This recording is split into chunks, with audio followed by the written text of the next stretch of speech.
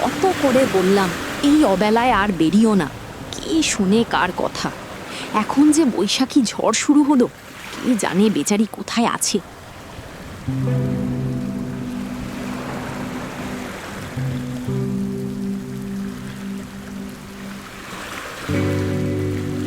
কি গো বউ, তুমি ঝড়ের মধ্যে এভাবে বাহিরে দাঁড়িয়ে আছো কেন? কি করব বলো, তোমার জন্য পথ চেয়ে দাঁড়িয়ে আছি। কত করে বললাম আজ ঝড় হতে পারে, তুমি তো আমার কথা না শুনেই মাঠে চলে গেলে। হ্যাঁ বউ, সেজন্যই তো মাঠে আর থাকলাম না, দৌড়ে বাড়ি চলে আসলাম। চলো ঘরের ভেতরে চলো, যা জোরে ঝড় বইতে শুরু করছে তাতে মনে হচ্ছে ঘরের চালটাই উড়িয়ে নিয়ে যাবে।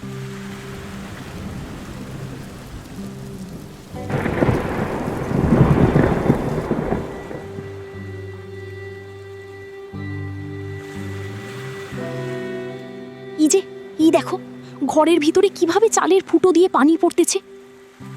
তাই তো, এভাবে আর কিছুক্ষণ পানি পড়তে থাকলে ঘরের মেঝে তো পানিতে ভরে যাবে বউ। কি আর করা যাবে, তোমাকে কত করে বললাম সামনে যে ঝড় বৃষ্টির দিন আসতেছে তার আগেই চালটা সারানোর ব্যবস্থা করো। মুখ দিয়ে বললেই কি আর সারানো যায় বউ? কাজ করতে হলে তো টাকার দরকার।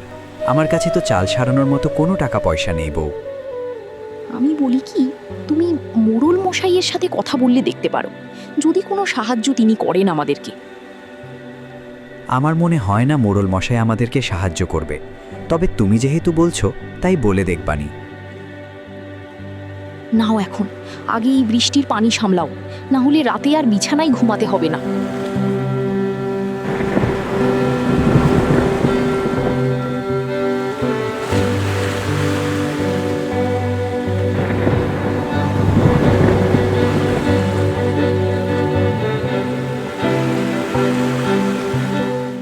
হায় আল্লাহ, আমাদের আর কি উপায় হবে? এবার তো দেখি ঘরের চালটাও উড়ে গেল। বউ, বৃষ্টির পানিতে ভিজে লাভ নাই। মনে হচ্ছে পাশের রুমের চালটা এখনো ঠিক আছে, চলো আমরা ওখানেই যাই।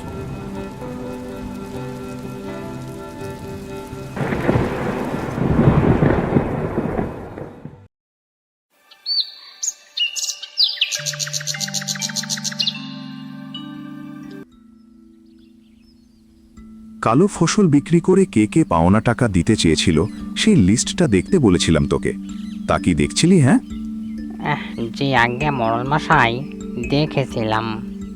তাহলে চল আজকে সবারই বাড়ি যাব।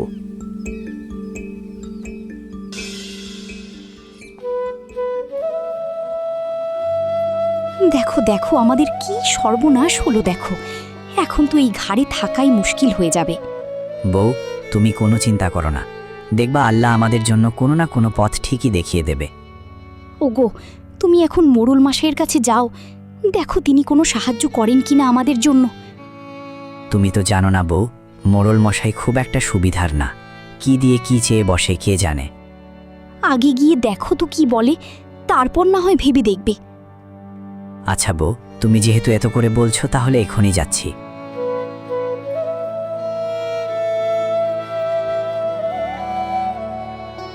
কিরে কাশেম, কোথায় যাচ্ছিস রে? হ্যাঁ, কার্তিক মাসে টাকা আনার সময় বললি চৈত্র মাসে ফসল উঠলে সব টাকা পরিশোধ করে দিবানি, তা কই তুই তো এর মধ্যে দেখাও করলি না রে।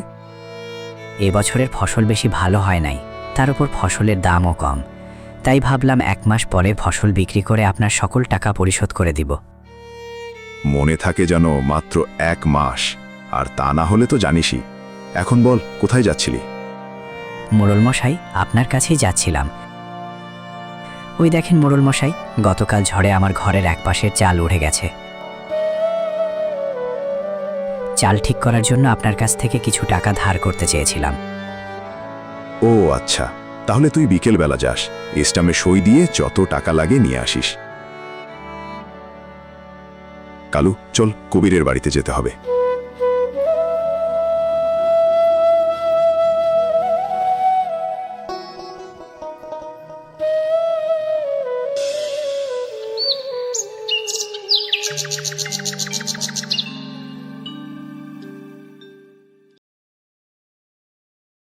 মোড়ল মশাই, আমাকে আর কটা দিন সময় দেন, আমি আপনার পাওনা টাকা বুঝিয়ে দিব।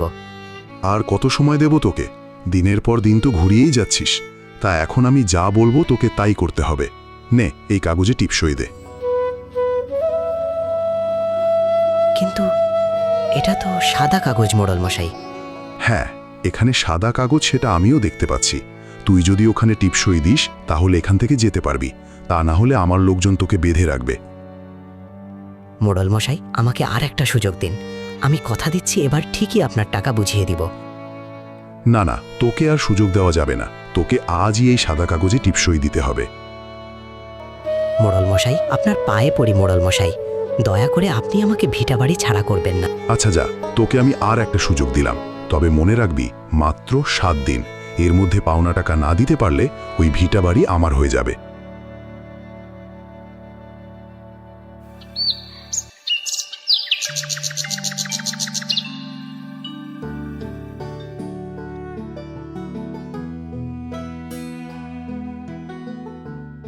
মা, আমাকে কি 1 গ্লাস পানি খাওয়াবে মা? আমার খুবই পানির পিপাসা পেয়েছে। হ্যাঁ বাবা, আপনি বসেন, আমি পানি এনে দিচ্ছি।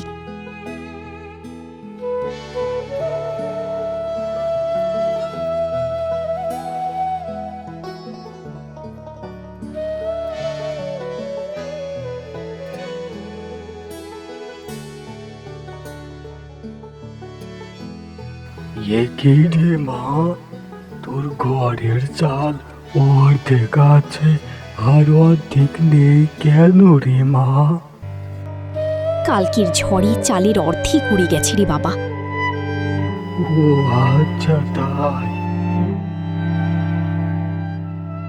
কিন্তু এভাবে কি খোলা ঘরে থাকা যায়?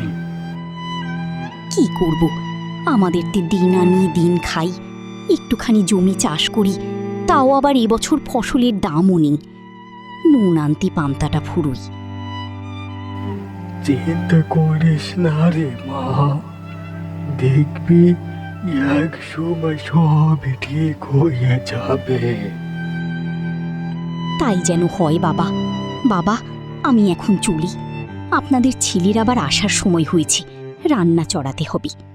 যাবি তো, একটু দাঁড়া মা। এই নে, আমি তোকে কিছু কুমড়োর বীজ দিচ্ছি।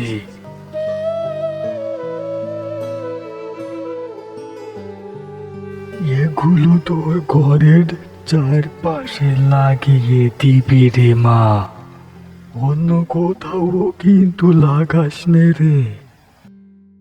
দেখবি তোর সকল অভাব দূর হয়ে যাবে।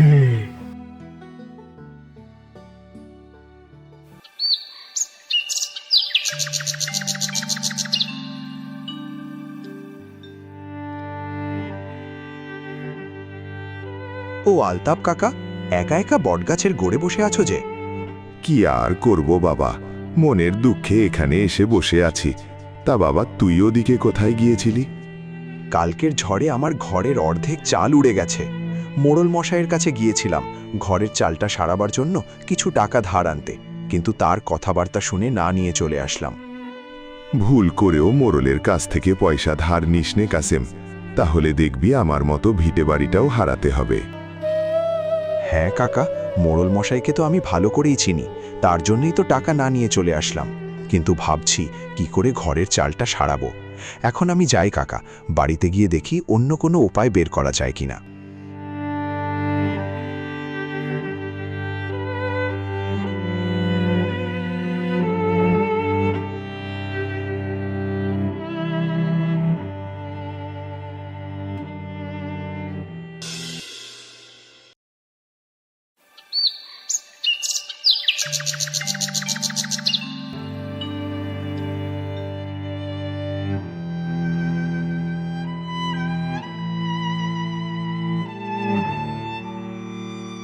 কি গো, তোমার আসতে এত দেরি হলো কেন? কোনো উপায় কি পেলে? না গো বউ, কিছুই তো করতে পারলাম না। মোড়ল বেটা বড্ড পাজি, বুঝলে বউ। এখন পর্যন্ত মোড়লের কাছ থেকে যারা টাকা ধার নিয়েছে তারা সবাই কিছু না কিছু হারিয়েছে। কিন্তু কেন? টাকা ধার এনে সময় মতো পরিশোধ করলেই তো আর কিছু হারাতে হয় না। তুমি ঠিকই বলেছ, কিন্তু গায়ের লোকদের কাজকামের যে অবস্থা, একদিন কাজ করতে পারে তো 2 দিন পারে না। তা কিভাবে টাকা পরিশোধ করবে? আমারও তো একই অবস্থা, একদিন কাজকাম পাই তো 2 দিন পায় না। কোনো রকম দুজনের সংসারটুকু চলে। আচ্ছা, মোড়ল মশাইয়ের কাছ থেকে টাকা ধার এনে সময় মতো পরিশোধ না করতে পারলে মোড়ল মশাই কি করে? কি আর করে, সময় মতো টাকা না দিতে পারলে জোর করে বাড়ি ঘর লিখে নেয়। কেউ কিছুই বলতে পারে না, কারণ 5,000-এর বেশি টাকা ধার দেওয়ার সময় বাড়ির দলিল আগে থেকে নিয়ে নেয়। থাকবো, লাগবে না ওরকম টাকা। তার চেয়ে এরকম ভাঙা ঘরে থাকা অনেক ভালো। তাই তো বলছি, দেখি কিছু করতে পারে কিনা। বউ, তাড়াতাড়ি রান্নাটা করতো, অনেক খিদে পেয়েছে। তুমি যাও, গোসল সেরে ফেলো, আমি তোমার জন্য খাবার বেড়ে রাখছি।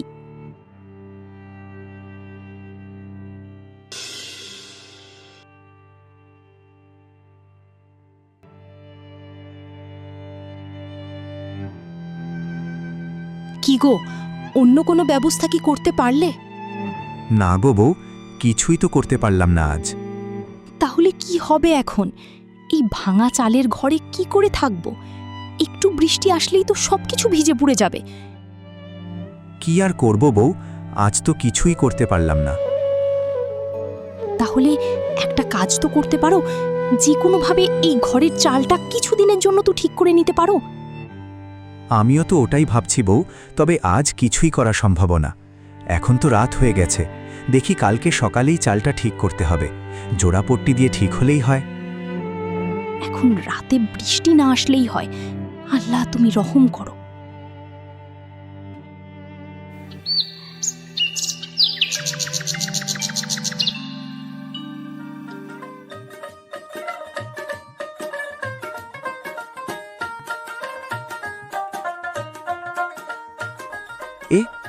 এ কি, ঘরের চালটা ঠিক হলো কি করে?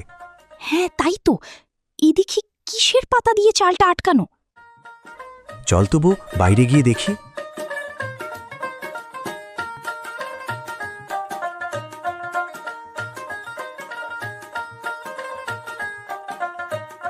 বউ, মনে হচ্ছে ঘরের চালটা একদম ঠিক হয়ে গেছে। এ দেখি চারপাশে কুমড়ো গাছও পাতায় ছেয়ে গেছে, কিন্তু এটা হলো কি করে? আমার তো বিশ্বাসই হচ্ছে না গো। কিন্তু যাই বলো, একদিক দিয়ে ভালোই হয়েছে।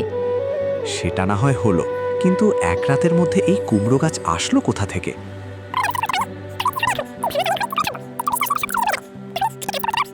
তার মানে বৃদ্ধা কোনো সাধারণ মানুষ ছিল না, হয়তো কোনো বুজুর্গ ছিল। সে তিনি যা হয় হবে, কিন্তু তিনি তো খুশি হয়ে আমাকে এই কুমড়োর বীজ উপহার দিয়েছিল। দেখো, ঘরের চালটা এখন কত সুন্দর দেখা যাচ্ছে।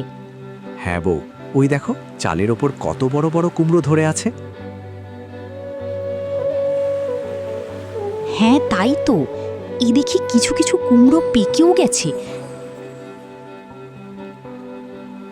আমি বলি কি, তুমি ওই পাকা কুমড়োগুলো গঞ্জে নিয়ে বিক্রি করে আসো।